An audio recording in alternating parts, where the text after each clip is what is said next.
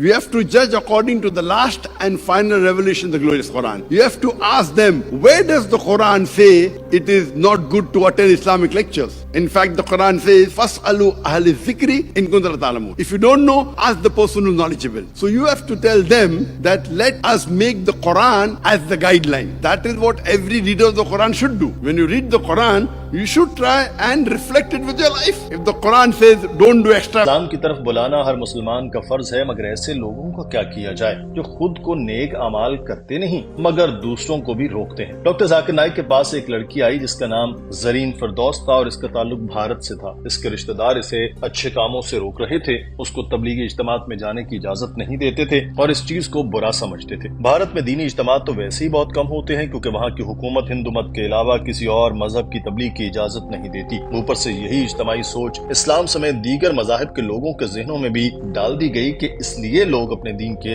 खुलेआम तबलीग और तरवीज से खौफजदा भी रहते हैं। मगर अब ये लड़की भारत में नहीं थी और मलेशिया में तालीम हासिल करने आ चुकी थी, तो इस पर दीनी इज्तिमात में शिरकत की पाबंदी भी नहीं थी। डॉक्टर जाकिर नाइक के इज्तिमा में आकर उसने अपनी खानदानी रिवायात को तोड़ा था। जरीन फिरदौस ने कहा कि मुझे दीनी लेक्चर्स और इज्तिमात अटेंड करने का बहुत शौक है। भारत में बहुत से लोग इस्लाम को सही तरीके से फॉलो नहीं करते और मेरे बहुत से रिश्तेदार भी हैं जो कहते हैं कि इस्लामी लेक्चर्स में क्यों जा रही हो। वो कहते हैं कि हम तुम्हें तुम्हारी भलाई के लिए रोकते हैं, तुम्हें अभी समझ नहीं है, इन लेक्चर्स में जाना छोड़ दो वरना नुकसान उठाओगी। आप इस बारे में क्या कहते हैं? क्या मेरे रिश्तेदार सही हैं और मैं गलत हूँ? अस्सलाम वालेकुम व रहमतुल्लाहि व बरकातुहू। This is Zareen Firdaus from India and I'm a student in University Malaya. In India, in my parts, many people don't follow the Islam properly and they think if I am doing or practicing or going to lectures, they think I'm doing wrong. How I can manage, especially being the youngest, sometimes it becomes difficult because they think being youngest I'm doing wrong and they want to do it for my betterment. They want to explain me or make me understand how to.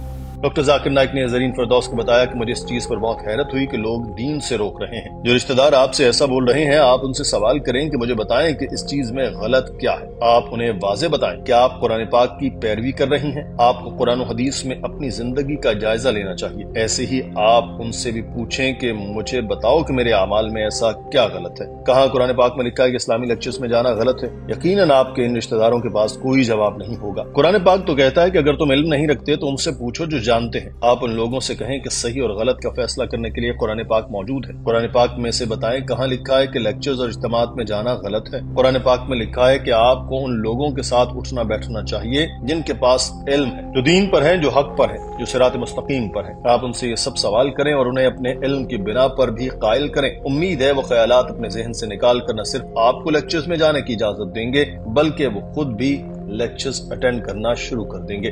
we have to judge according to the last and final revelation, the glorious Quran. You have to ask them, where does the Quran say that it is not good to attend Islamic lectures?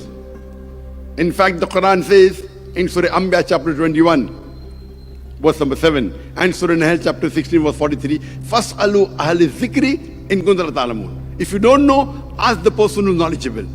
So you have to tell them that let us make the Quran as the guideline. So can you point out from the Quran what I'm doing is wrong? In fact, you should tell them that the Quran says that you should be with the people who are knowledgeable. You have to ask them. So you should tell them that what is our guidelines. Our guidelines is the last and final revelation, the glorious Quran. Doctor Zakir Naik का कहना था कि इस्लाम की बुनियाद ही नेकियों की तरफ बुलाने और बुराइयों से रोकने की है। कुरान पाक की सूरह आल इमरान में इरशाद बारी ताला है, वो अल्लाह पर और आखिरत के दीन पर ईमान लाते हैं और भलाई का हुक्म देते हैं और बुराई से मना करते हैं और नेक कामों में तेजी से बढ़ते हैं और यही लोग नेकोकारों में से हैं। सूरह अल अराफ में है कि फिर जब वो इन बातों को फरामोश कर बैठे जिनकी उन्हें नसीहत की गई थी, हमने उन लोगों को निजात दे दी जो बुराई से मना करते थे और हमने ने लोगों को जो जुल्म करते थे निहायत बुरे अजाब में पकड़ लिया। इस वजह से कि वो नाफरमानी कर रहे थे। कुरान पाक के मुताबिक तो नेकियों से रोकने की कोई वजह ही नहीं बनती। आप इन लोगों से पूछें कि वो क्यों आपको इज्तिमा में शिरकत से रोकते हैं। उनसे कुरान पाक के हवाले पूछें, यकीनन उनके पास कोई जवाब नहीं होगा। नाज़रीन, अल्लाह ताला ने कुरान पाक में इंसान को पेश आने वाले तमाम मसाइल का हल बयान कर दिया। मुसलमानों की दीनी जिंदगी का इन्हिसार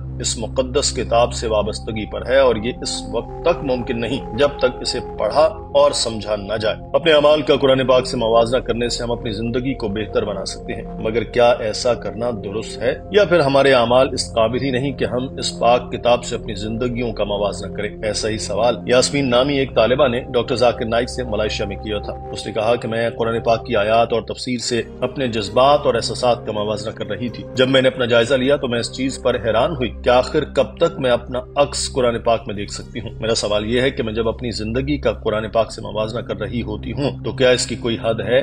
मैं ऐसा करते हुए कितना आगे जा सकती हूँ? मुझे डर है कि मैं कहीं गुमराही की तरफ न चली जाऊँ या फिर भूले से इस्लाम ही के खिलाफ न हो जाऊँ। Dr. Zakir Naik, I'm Yasmin from Perlis. So I've been reflecting my emotion in my life using the verses of the Quran. When I reflect a lot, and I started to wonder how far can I reflect and connect the verses with my situation. Can you repeat the question a bit slowly, sister? Slowly and loudly. Okay. So I've been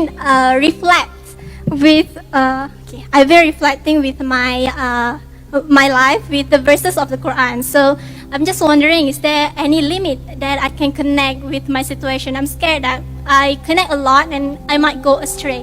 So my question is there any step should I learn first before I reflect so that I'm not go astray or too overboard when reflecting and connect my situation with the verses of the Quran? Doctor Zakir Naik ने यास्मीन के खदशात और खौफ को दूर करते हुए कहा कि बहन, ये तो काम है जो हर एक मुसलमान को करना चाहिए। आप क्यों खौफजदा हैं? आप कुरान पाक को पढ़ें तो अपना अक्स इसमें देखने की कोशिश करें। अपनी जिंदगी का मवाजना आप कुरान पाक के साथ लाजमी करें। अगर कुरान पाक कहता है कि नमूद व नुमाइश न करें तो आप इससे रुक जाएं। अगर कुरान पाक कहता है कि 5 वक्त नमाज पढ़ो और आप नहीं पढ़ते तो आपको पढ़ना शुरू कर दें। अपने आप से सवाल करें कि ये बहुत अच्छी बात है। ऐसा करने में हद से बढ़ने का सवाल ही पैदा नहीं होता। That is what every reader of the Quran should do. When you read the Quran, you should try and reflect it with your life. If the Quran says don't do extravagance, so you should see to it that you don't become extravagant. If the Quran says that pray salah, oh, do I pray salah? How many times? It's good. So if you are reflecting while reading the Quran, it's good. There is no question of you going overboard. Doctor Zakir Naik ने यास्मीन को बताया कि आप इस चीज का ख्याल रखें कि अपनी जिंदगी का मवाजना कुरान पाक से करते हुए मुस्बत रहें। सोचे कि अल्लाह ताला ने मुझे नमाज पढ़ने का हुक्म दिया है तो क्या मैं वाकई 5 वक्त की नमाज पढ़ रहा हूँ? अगर अल्लाह ताला ने मुझे रोजे रखने का हुक्म दिया तो क्या मैं रोजे रख रहा हूँ? अल्लाह ताला ने खैरात का हुक्म दिया है तो क्या मैं ज़कात दे रहा हूँ? जो भी मुसलमान पढ़े उतने ही ज्यादा अपनी जिंदगी का जायजा लेना चाहिए और जितना आप खुद को कुरान पाक के मुताबिक ढालेंगे उतना ही बड़ा इनाम आपको मिलेगा। और ईमान रखने वाले के लिए सबसे बड़ा ईमान आखिरत में है। अगर आपको ये लगे कि मैंने ये अहकामात हैं जिन पर अमल कर लिया है और ये हैं जिन पर मुझे करना है, तो ऐसा लाजमी करें, क्योंकि जितने ज्यादा अच्छे आपके अमाल होंगे उतना ही ज्यादा आपको आखिरत में इनाम मिलेगा। अगर कोई शख्स कुरान पाक को पढ़ता है और इसकी जिंदगी तब्दील नहीं होती तो ये बहुत ही अजीब बात है, क्योंकि कुरान पाक में दिलों को बदलने की बातें हैं। कुरान पाक पढ़ने वालों के ज़हन, सोच, दिल और जिंदगियां बदलता है। अगर आप कुरान पढ़ें और आपकी जिंदगी तब्दील न हो तो इसका वाज़ेह मतलब है कि आप कुरान पाक पढ़ तो रहे हैं मगर इससे कोई फायदा आपको नहीं हो रहा। So whatever you read, the more you reflect and the more you implement, higher is your reward. And the main reward of a believer is akhirah. So if you realize that if I pass in this test in this world, my reward in the akhirah will be higher, you will start implementing more of the Quran. If a person reads the Quran and his life doesn't change, it is weird.